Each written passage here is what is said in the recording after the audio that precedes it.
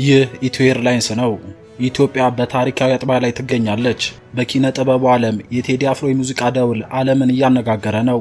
በፖለቲካው ረድፍ ደግሞ ያልታሰቡ ጥመቶችና አዳዲስ ግንባሮች እየተፈጠሩ ነው። ዛሬ እጅግ አንገብጋቢ የሆኑ የጦርነትና የፖለቲካ መረጃዎችን ይዘን ቀርበናል። በመጀመሪያም አርዕስተ ዜናውን እናሰማችሁ።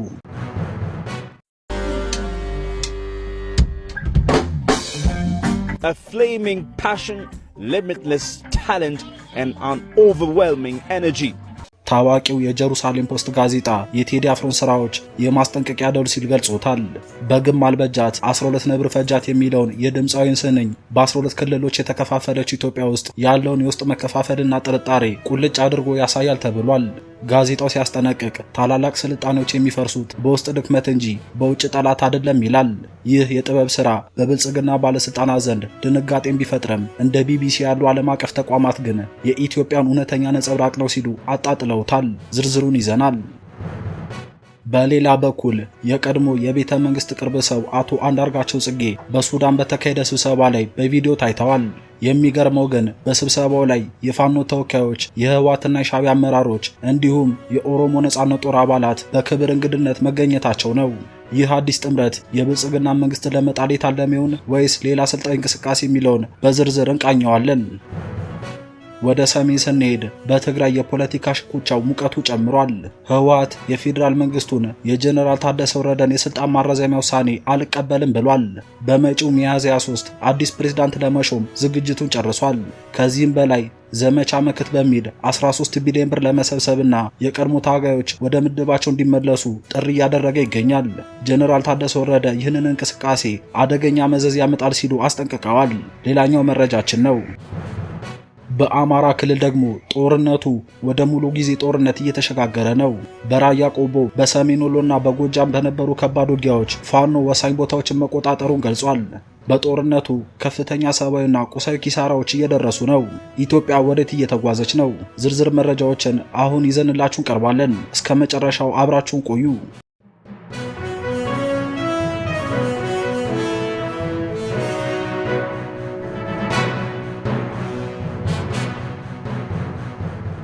በመጀመሪያም የታዋቂው ድምፃዊ ቴዲ አፍሮ አዳዲስ የሙዚቃ ስራዎች በሀገር ውስጥ ብቻ ሳይሆን በዓለም አቀፍ መድረክ እያሳደሩት ያለው ተጽዕኖን ተከትሎ መነጋገሪያ ሆነዋል። ታዋቂው የጀሩሳሌም ፖስት ጋዜጣ በቅርቡ ባወጣው ዘገባ የቴዲ አፍሮን የሙዚቃ ስራዎች የማስጠንቀቂያ ደውል ሲል ገልጾታል። ይህ ዘገባ በተለይ ትኩረትን ያደረገው ዳስጣል በተሰኘው ነጠላ ዜማ ላይ ሲሆን ግጥሞቹ የኢትዮጵያን ወቅታዊ ምስቅልቅልና የውስጥ መከፋፈል ቁልጭ አድርገው እንደሚያሳዩ አመላክቷል። ጋዜጣው ሲያብራራም ታላላቅ ስልጣኔዎች የሚፈራረሱት ከውጭ በሚመጣ ወራሪ ሳይሆን በውስጥ በሚፈጠር መከፋፈልና ድክመት መሆኑን ይገልጻል።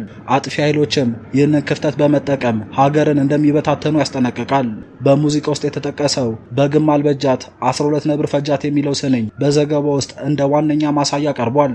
ይህም በ12 ክልሎች የተከፋፈለች ኢትዮጵያ ውስጥ ያለውን የጥርጣሬና የግጭት ድባብ የሚያንጸባርቅ ነው ተብሏል። የብልጽግናው አገዛዝ ህዝብን ከህዝብ ጋር በማጋጨት አንዱ ማህበረሰብ በሌላው ላይ በማዝመትና ተቃዋሚ ኃይሎች እንዳይቀናጁ ልዩነቶቻቸውን በማጉላት ስልጣኑን ለማቆየት እንደሚጥር የፖለቲካ ተቺዎች ይገልጻሉ። ጀሩሳሌም ፖስት ይህንኑ ሐሳብ ከመካከለኛው ምስራቅ በተለይም ከእስራኤልና ኢራን ውጥረት ጋር በማያያዝ የሚከተለውን ጥልቅ ትንታኔ ሰጥቷል። 12 በጎች በየተራ በአንድ ነብር የሚበሉበት ጉልበት ስላነሳቸው አይደለም ያለ ሲሆን ይልቁንም በጋራ ቆመው አጥፊያቸውን ለመመከት የሚያስችል አንድነትና ድፍረት ስላጡ እንጂ ብሏል። ይህ የጥበብ ስራ በገዢው ፓርቲ ባለስልጣናት ዘንድ ትልቅ ድንጋጤ ፈጥሯል። ባለስልጣናቱ በቀጥታም ይሁን በከፈሏቸው ድምፃውያን አማካኝነት የአርቲስቱ ስራዎች ለማጠልሸትና አጀንዳ ለማስቀየር ቢሞክሩም ጉዳዩ ግን ዓለም አቀፍ መገናኛ ብዙሃን አጀንዳ መሆኑ አልቀረም። ቢቢሲም በተመሳሳይ መልኩ የቴዲ አፍሮ ስራዎች የኢትዮጵያን ስቃይና እውነት ገላ መሆናቸውን ዘግቧል። የቴዲ አፍሮ የቅርብ ጊዜ ስራዎች ከኢትዮጵያ አልፈው ዓለም አቀፋዊ ይዘት ያላቸው መልእክቶችን እያስተላለፉ ይገኛሉ። እነዚህ ስራዎች ህዝቡ ባለፉት ዓመታት የደረሰበትን እውነተኛ ሀዘንና ስቃይ እንዲረዳ ከማድረጋቸውም በላይ የሀገሪቱ የፖለቲካ ሁኔታ ምን ያህል አሳሳቢ ደረጃ ላይ መድረሱን ለዓለም ማህበረሰብ ያሳወቁ ክስተቶች ሆነው አልፈዋል። የቀድሞ የግንቦት ሰባት ምክትል ሊቀመንበርና በለውጡ መጀመሪያ ሰሞን የቤተ መንግስት ቅርበት እንደነበራቸው የሚነገርላቸው በአሁኑ ወቅት ግን የብልጽግና መንግስት ጠንካራ ተቃዋሚ የሆኑት አንጋፋው ፖለቲከኛ አቶ አንዳርጋቸው ጽጌ በሱዳን በተካሄደ ስብሰባ ላይ መሳተፋቸው ተሰማ።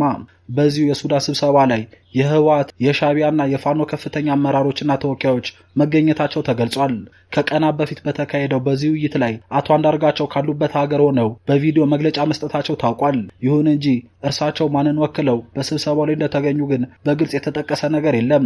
በሌላ በኩል የፋኖ ተወካዮችና የሱዳን ወታደራዊ መንግስት ባለስልጣናት በስፍራው መገኘታቸው ተመላክቷል። ከዚህ በተጨማሪም የኦሮሞ ነጻነት ጦር ተወካዮች በክብር እንግድነት በቪዲዮ ኮንፈረንስ አማካኝነት በውይይቱ ላይ ተሳታፊ መሆናቸው ታውቋል። ይህ በእንዲህ እንዳለ በአማራ ክልል እየተደረገ ያለው ጦርነትና እየተፈጸሙ ያሉት ድንገተኛ ጥቃቶች ከባድ ሰብአዊ፣ ቁሳዊና ወታደራዊ ጉዳት እያደረሰ ዛሬም ቀጥሏል። በሰሜን ወሎ በራያ ቆቦ ላለፉት 2 ሳምንታት አንዴ በአየር ኃይል አንዴ በማካናይዝድ አንዴ በእግረኛ ያዝ ለቀቅ እያደረገ የነበረው ውጊያ እየተጠናከረ መምጣቱ ተገልጿል። ውጊያው እስከ ትላንት ምሽት 4 ሰዓት ድረስ በተለያዩ አካባቢዎች ቀጥሎ ማምሸቱ የተነገረ ሲሆን በራያ ቆቦ አካባቢዎች ምሽቱን በተደረገው ከባድ ውጊያ ከፍተኛ ሰብአዊ፣ ቁሳዊና ወታደራዊ ኪሳራ ደርሷል ተብሏል።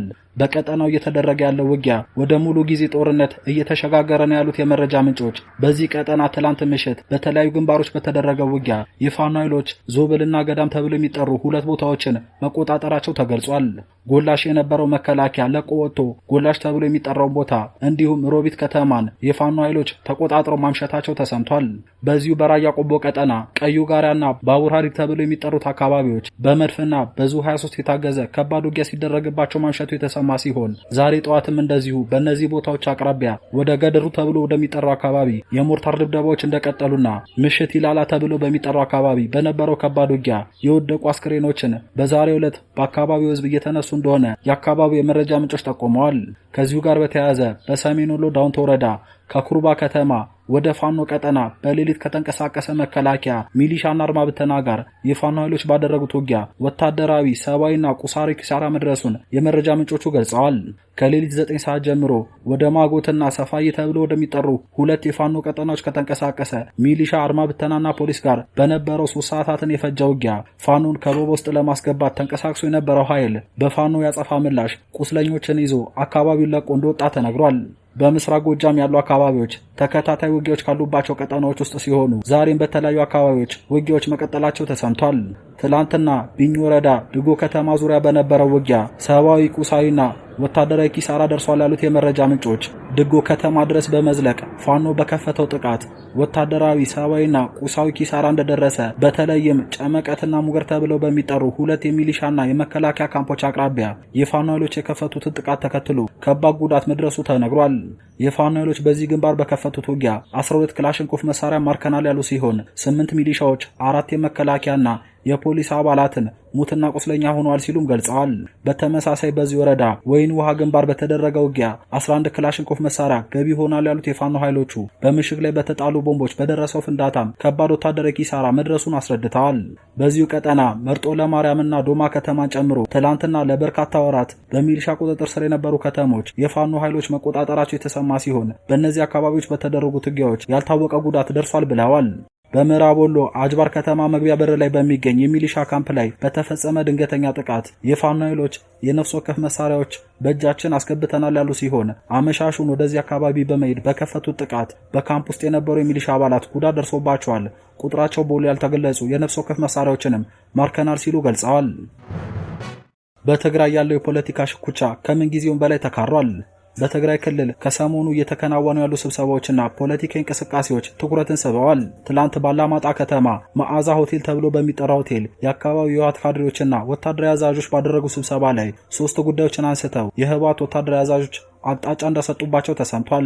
በስብሰባው ላይ የተነሳው አንደኛው አጀንዳ የጀነራል ታደሰ ወረደ መዋቅር በ5 ቀናት ሙሉ በሙሉ ማፍረስና የትግራይን አጠቃላይ የፖለቲካ መዋቅር መቆጣጠር ሲሆን ይሄም አብዛኛው ተከናውኗል የሚል አስተያየት እንደተሰጠበት ተሰምቷል።